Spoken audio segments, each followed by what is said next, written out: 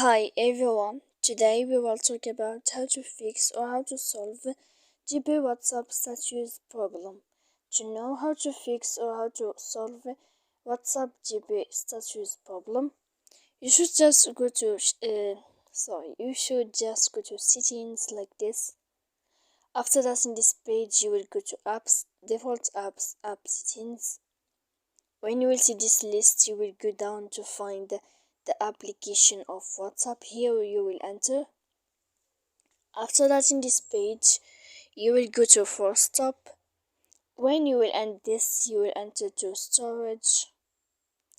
After that, in this page, you will click clear cache, and then you will go to clear data.